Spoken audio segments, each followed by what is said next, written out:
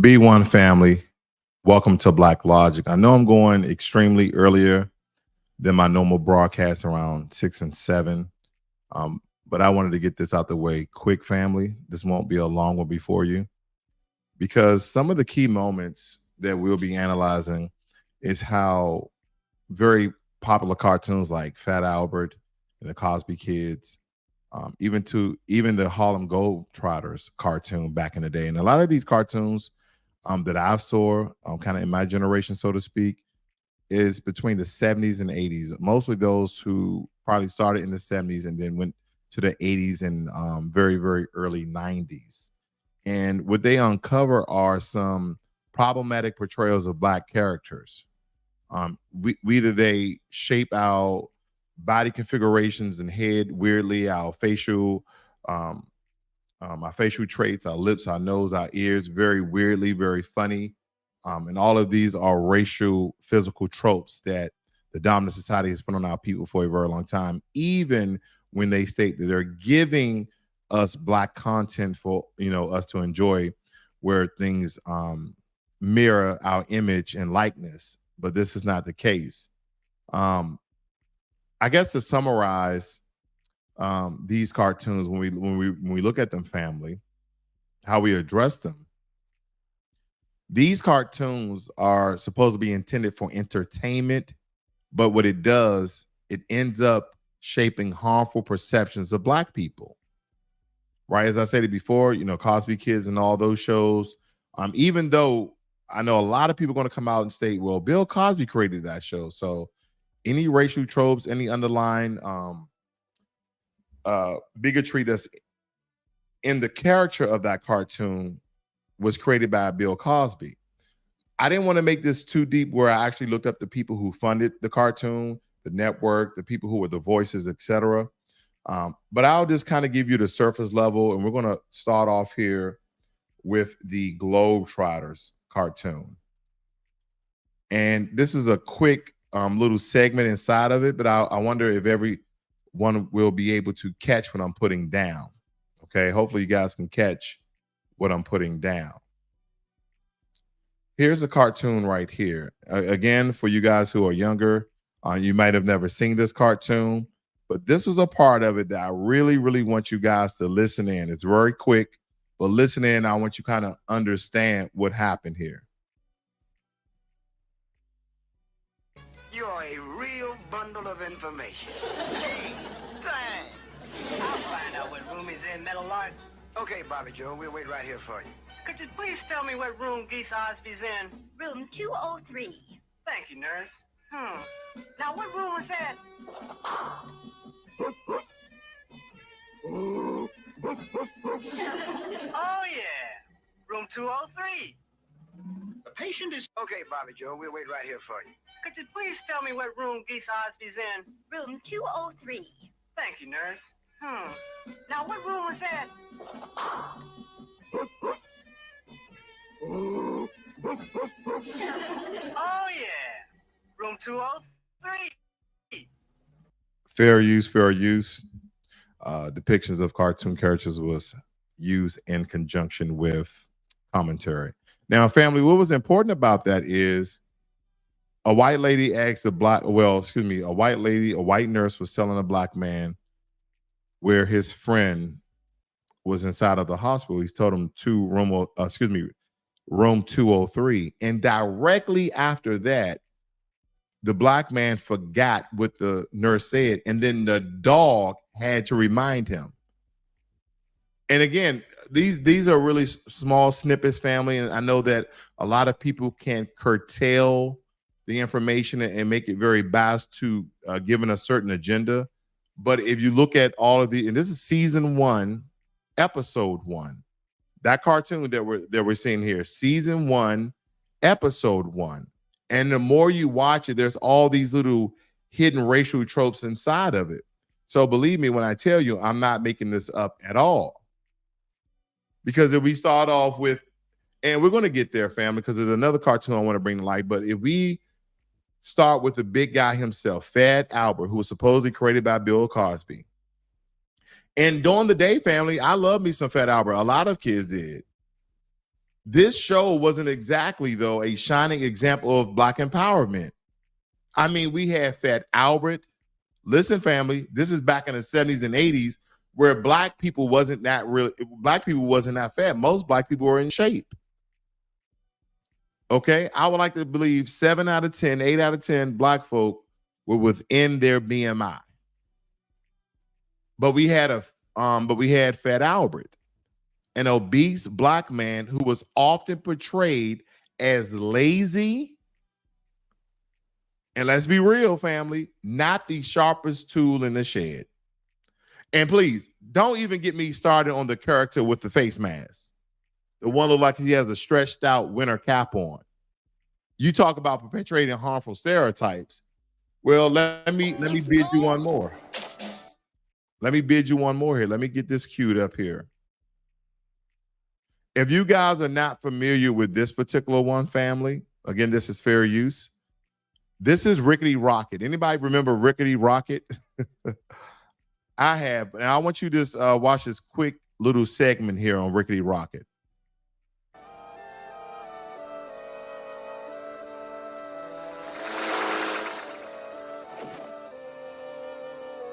Boy, this is some elegant place you got.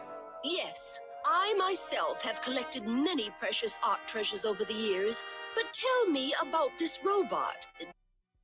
Okay, what's important about this, family, is looking at the white lady, blonde white lady.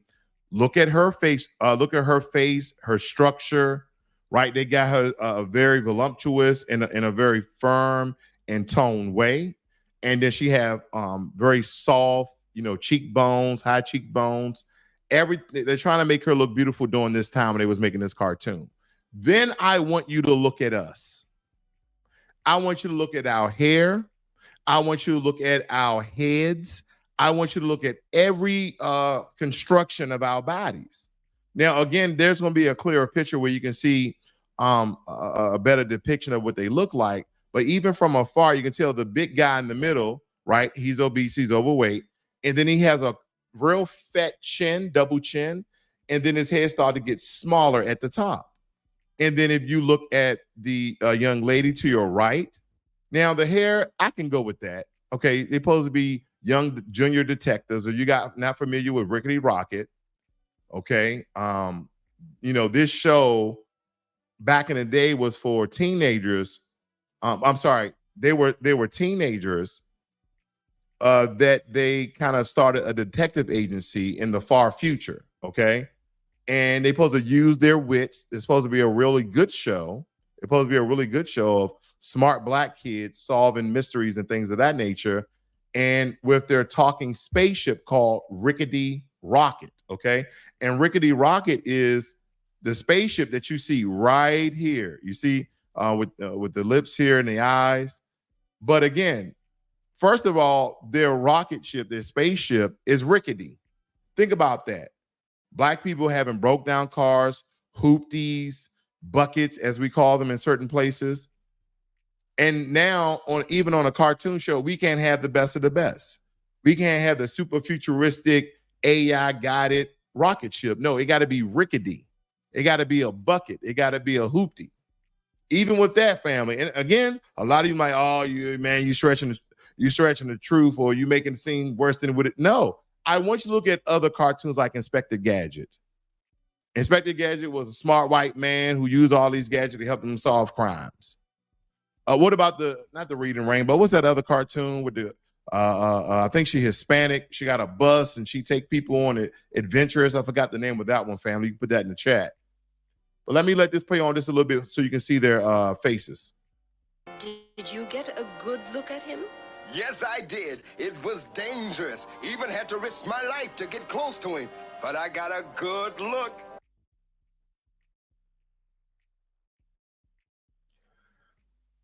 You get a good look at him? Yes, I did. It was. So right here, the only thing I want to point out is look at her lips orbit. Okay, look at her lips orbit right here, family. I'm not so much worried about the girl because we know that black people, we have full lips. But why are our lips so wide? I really never seen a black person mouth this damn wide before. Now, I'm not saying they don't exist. I'm just saying I've never seen it, okay? Dangerous. Even had to risk my life to get close to him. But I got a good look. It seems it's a robot. Yeah, a big, ugly, honking, metallic robot.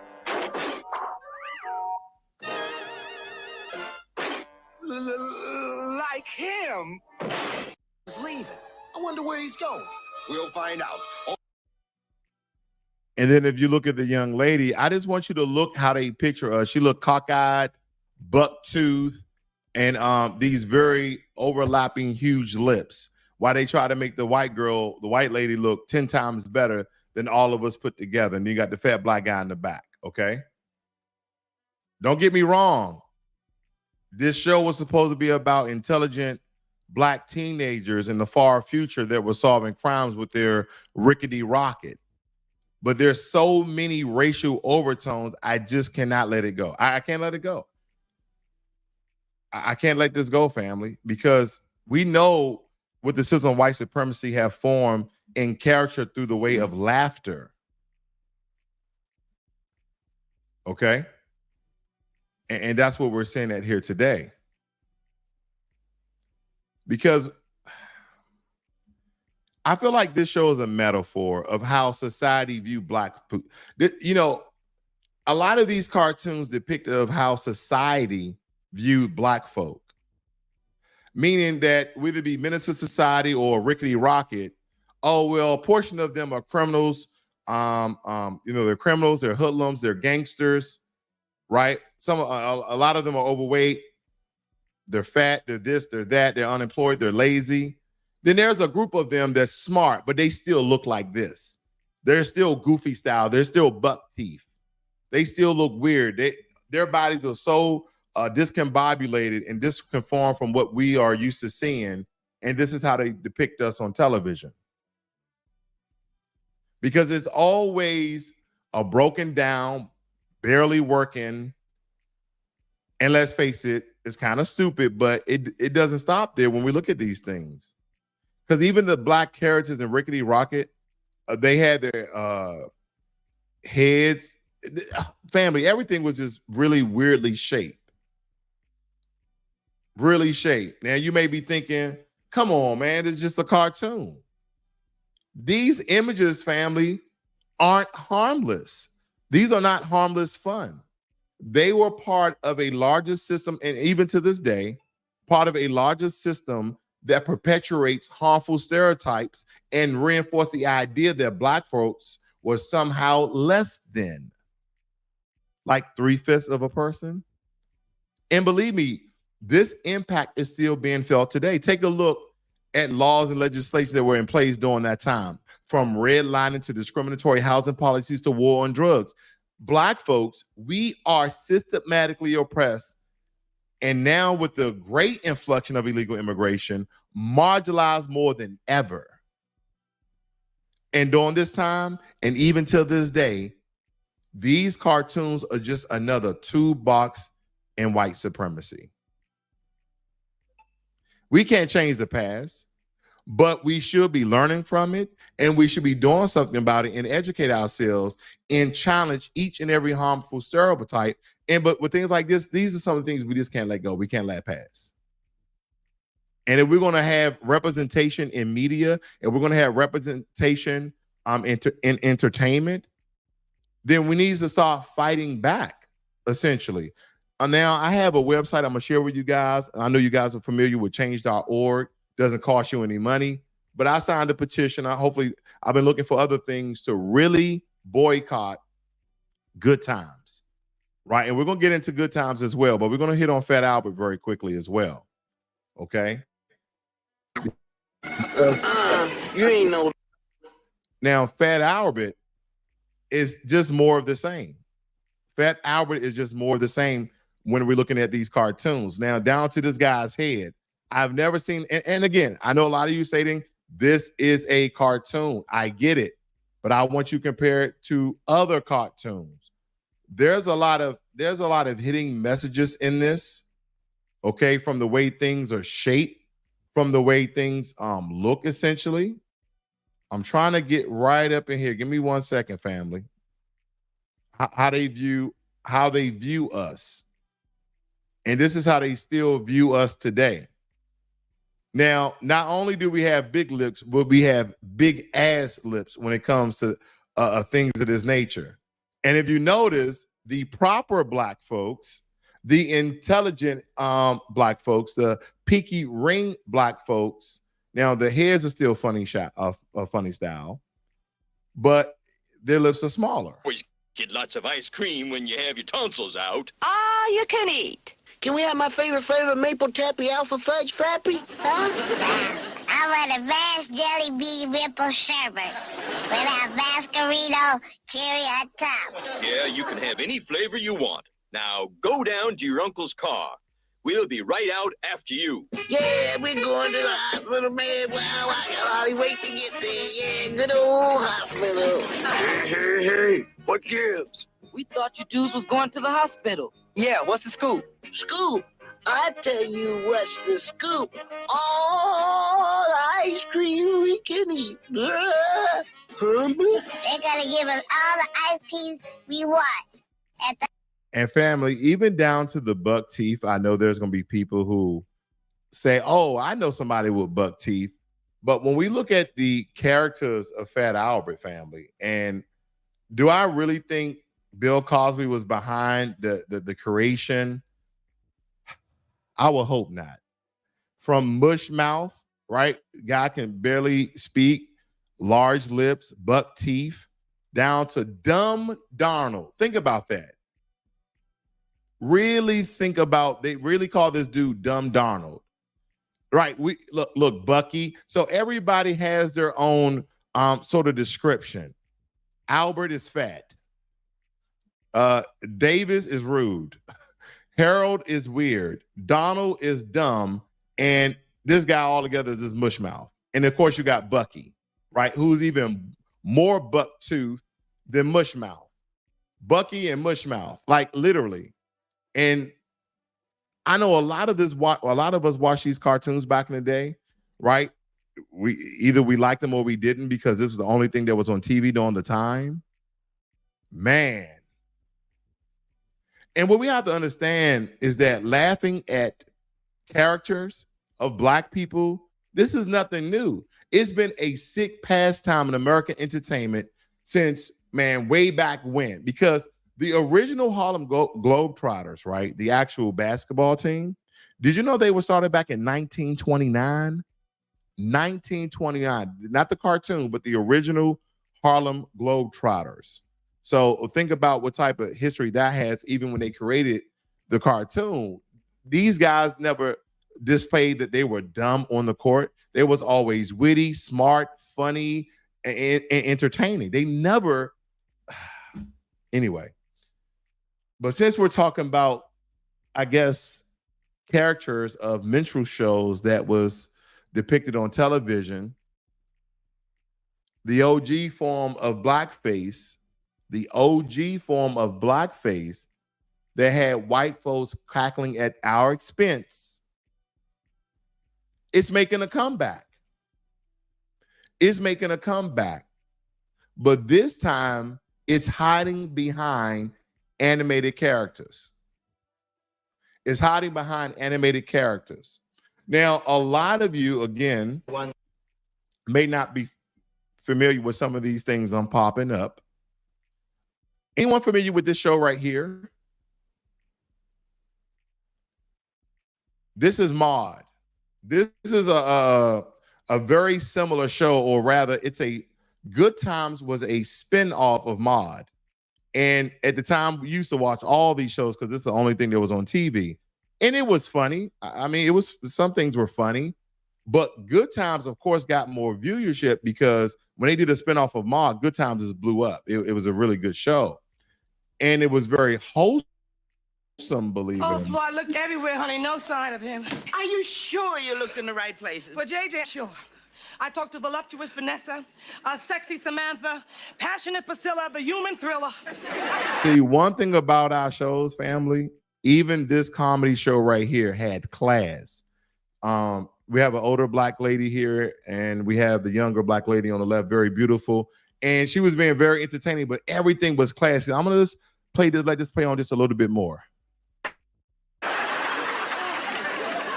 it's all a big waste of time, huh, Malona? Not exactly, honey. I got him 2 dates and a weekend in Wisconsin.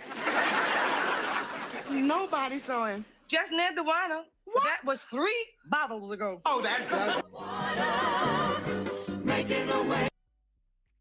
So you see how the class in this show was, family. I'm gonna speed it up here so you can see a little bit more. Let me see if I can get.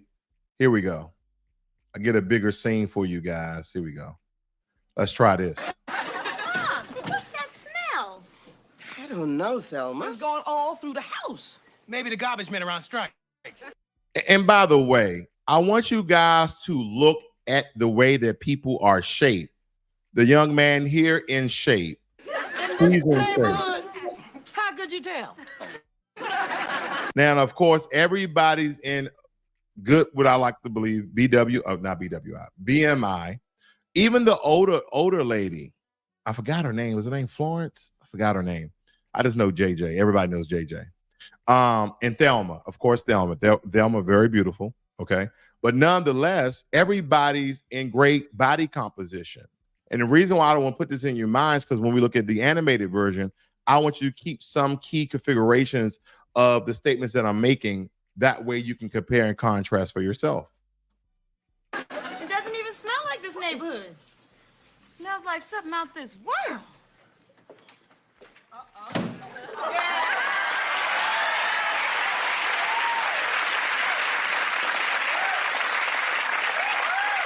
I am the sunshine of my life. That is why the women hang around me. I feel that this is the beginning.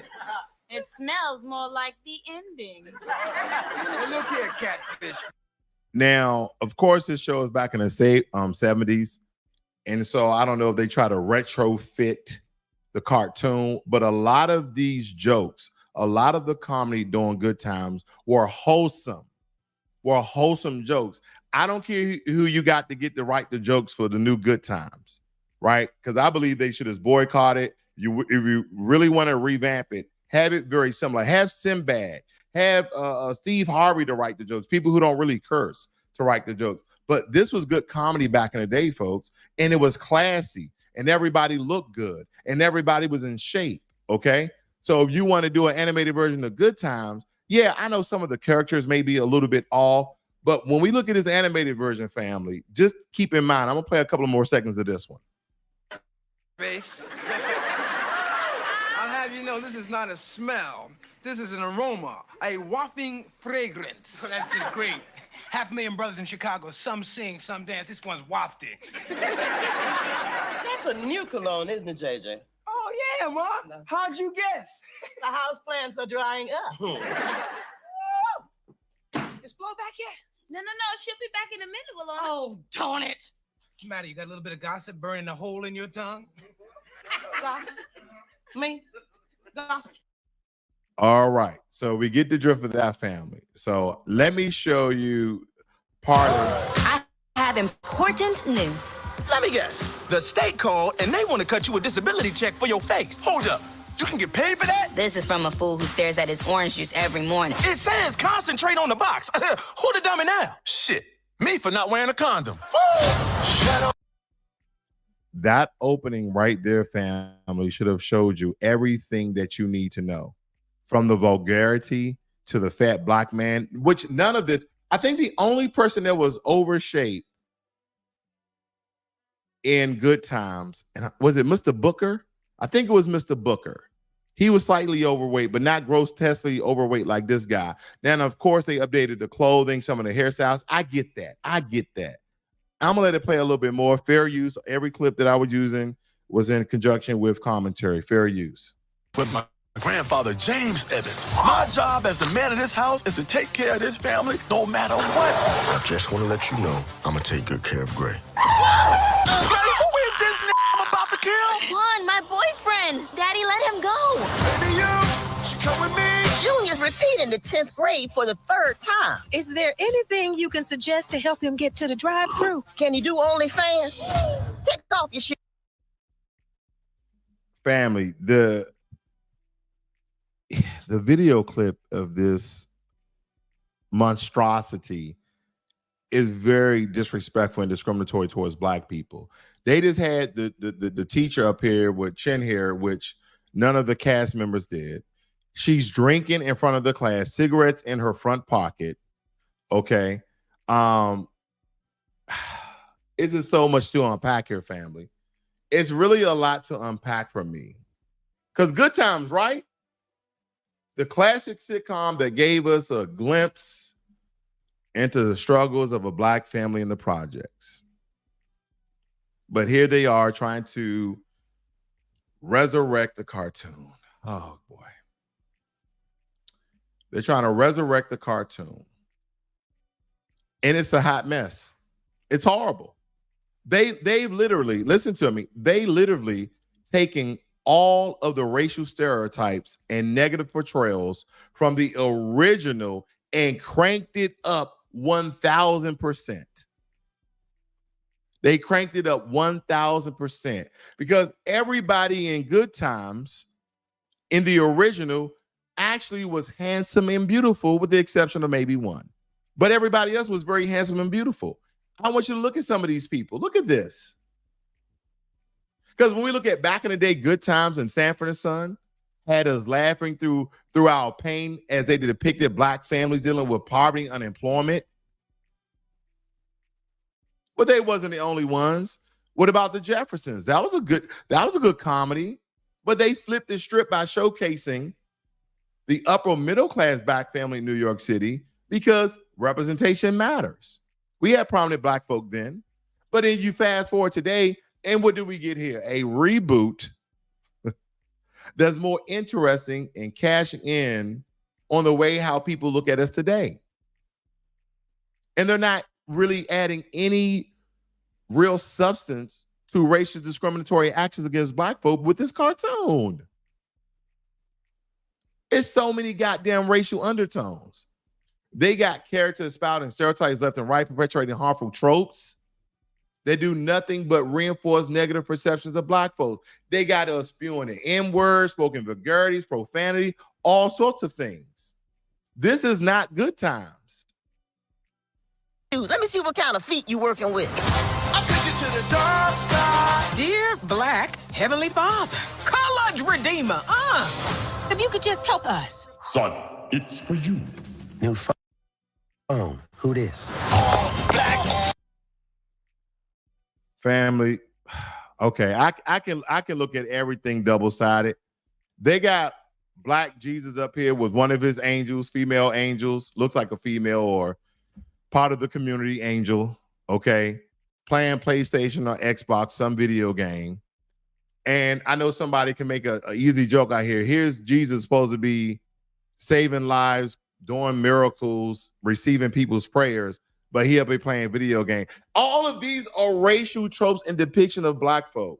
That the only thing that we do around is play video games, smoke weed, be lazy, be disrespectful, be fat and out of shape, and be lazy. All of these racial stereotypes inside this show, and they call it Good Times.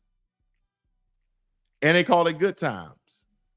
And the worst is not yet, family. If you thought the way they depicted Black Jesus was bad, you gotta look at this baby. You have, let me see, let me get to him. Da-da-da. You gotta look at this baby right here. This is ridiculous. At least they ain't got that drug dealing baby under my roof no more. Man, my mouth ready for some milk right now. Dalvin, why are you so... Okay, family, he said my mouth is ready for some milk right now after looking at the lady's breast. Now, I want you to think about this. This is a child. He got the earrings in, gold pacifier, blonde hair, right? He was dealing with money. And basically, this is depicting that Black children are drug dealers. This is one depiction. I know that you guys can come up with many, many more. But not only are they drug dealers, but they're creeps. They're sexualizing women at a very young age. because one of the racial tropes here is that black people not only have sex at younger ages than any other group, but we have babies out of wedlock and baby mamas in their teens. We have more teen moms than anyone else, which is untrue. All of these are untrue. But this is what it depicting, that very short clip right there. Because when you analyze, you don't need much to analyze this, right? You got the baby right here dealing with money. Okay, let me go back. Dealing with money with the gold pacifier and the souped up, probably got chromes on a stroller. And then look at the way he looked at the breast and then talking about he ready for some milk right now with a kind of a player face. No more. Man, my mouth ready for some milk right now. So right there, not only did he deal drugs, but he hypersexualized this young lady right here, who of course is showing everything but the nipple and looking at the baby. But he literally did a drug transaction, family. Did you guys see that? Look at this. That quick. This guy in the driver's seat reached over her. Now, granted, this is a white guy. This is a white guy, family. This is a white guy. So what do you think they're depicting? So here's the money. No, no, I'm sorry. I got this backwards. The baby is buying drugs from the white guy. The baby is buying drugs from the white guy. And what seems to be, okay, I'm not stating she is, a lady of the night, is in the car, half dressed, while he's selling the baby drugs. This is crazy. This is crazy. This is absolute crazy. Look at this. Wow. Bruh, I'm a baby. I can't get no more childish than that. In a nocturnal state of mind. Your neighborhood is a real shithole. It's the system. They put It's a real shithole. This one scene alone speak volumes. Speak volumes. And why is this important? Because they have scenes, they have areas, they have parts of America where white people are in the same condition. But did Seth MacFarlane and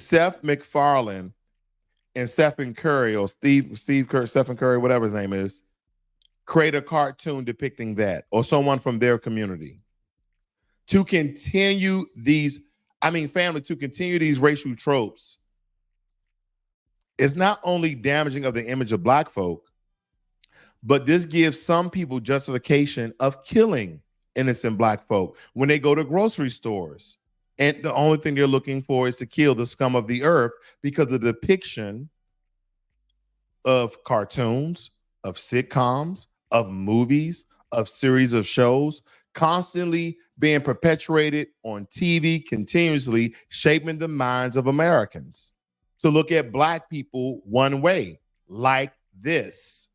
Even black people with money, like this young lady here, she has a dysfunctional home. Her dad is overweight. Her mom is over-sexualized, saying crazy stuff while she prayed to Jesus. Then they showed Jesus. He up there playing video games, not really doing anything. Then they show a baby. The racial tropes, the disrespect.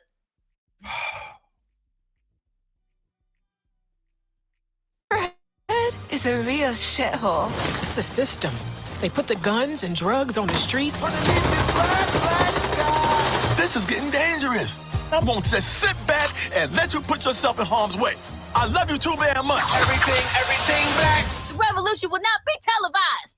Come on, Rosa Parks. Can't you just enjoy this? I'm sorry, family. I can't do it. I can't look at it anymore because watching it the first time was difficult, but now the second and third, yeah, I can't do that no more. I just wanted you guys to see it because there is a protest against it. And believe it or not, for lovers of those cartoons I showed in the 70s and 80s, this is basically those racial undertones, the minstrel show, the characters, the black characters that they portrayed. This is that times 1,000, very easily. Very easily. The writer states, I was offended. Cartoon reboot of Good Times faces backlash for egregious images of blacks. Excuse me. Netflix is facing backlash from mostly black viewers after the release of a trailer for a cartoon reboot of the 1970s sitcom Good Times. Many viewers are angered over the stereotypes and characters that are not reflective of black life. There have been calls for the NAACP and other organizations to boycott the project. The NAACP may not. You know, that's a coon organization now, family. They don't do nothing for black folk. An online petition for signatures is active, okay? And I have it right here, family. Boycott the new Good Times animation show. And there's only 5,000. Maybe not too many people know about it, but believe me, we shouldn't let images like this be display of us at any, because we've already had this done to us. We've already had this done to us already. I want you to look at this picture right here. Let me blow this picture up. Look at this guy's mouth. We're always depicted with big mouths, big lips, looking crazy, overweight. It's always some evil, negative depiction of black folk. They never show us our best. They show us not only at our worst, but they conformed and transformed our worst times 10. Let me continue. Good Times cartoon may remind viewers of previous black animation, such as the movie Bebe's Kids and PJ, similar to those products. Good Times has an all-star cast of voices featuring Wanda Sykes. I'm disappointed in Wanda Sykes. She's from DC, my hometown. JB Smooth, Jay Farrell. And here's the thing, family. Not only should we be boycotting the show itself, but listen, we have to reach out to these people, tweet these people like, hey, listen, why are you supporting this cartoon? Oh, man, you know, it got some good stuff in it because they talking about how the system put out guns and stuff. Laughing at characters of black people is one of the oldest and most poisonous forms of entertainment in American history. And a surprise to many, two-time NBA most valuable player and four-time world champion, Stephen Curry, serves as an executive producer along with the comedic actor and animator Seth MacFarlane, who is credited with creating the original Good Times. It was a poor presentation and something that should have been done a whole lot better. I agree. I agree with the writer, who has hosted an online entertainment segment titled What's the 411? Racism exists and operates in all worldly activities, family. And anything that you could possibly ever think of. Think about it like this. Racism even occurred in liquor. In liquor. You guys are familiar with not Jameson, what was it? The Jack one. I'm not familiar with alcohols like that, family, so bear with me. It's something with Jack in it, but I know that when the black family started the business, it was called Uncle Ernest. You guys know what I'm referring to. If you can put it in the chat, I don't know the name of the liquor that the black man created. Jack Daniels. That's what it was. Thank you, Jack Daniels. Thank you very much, Bulls fan. Jack Daniels, and I think the liquor that the black family, who that was their uncle or great grandfather or such. Uncle Nearest, that's what it is, not Uncle Ernest. Uncle Nearest is the alcohol. So even there's racism, discriminatory practices, even in alcohol, dating back from the late 1800s to the early, till today. That was a black man's recipe of Jack Daniels. So I just wanted to bring this to your attention. And again, family, if you want to go sign this petition, nope, I'm not getting paid by sponsors to put this in front of your face. I am not. I just saw the petition. I thought, hey, this is one of the platforms that I kind of sign petitions on all the time when I don't agree with things. And this is kind of what you call a silent protest. You go on here, you sign a petition. If the show does air, if the show is still on, you give it a thumbs down. That's the way I protest, and you don't watch none of it because, man, very, very disrespectful. But anyway, family, I thank you guys for joining me here this afternoon. I know I'm pretty early here. Shout out go outs to Kevin, follow The Logic, Miles Apart, and of course, Bulls fan and Abdullah Anderson. Thank you all for joining me here. I know I'm quite early, family. Again, share this on your social media. Please give this video a like. Give this video a thumbs up. And of course, if you have any comments out the video, please put that in the comment section. I do appreciate your support. You guys have a great and wonderful day. Be one.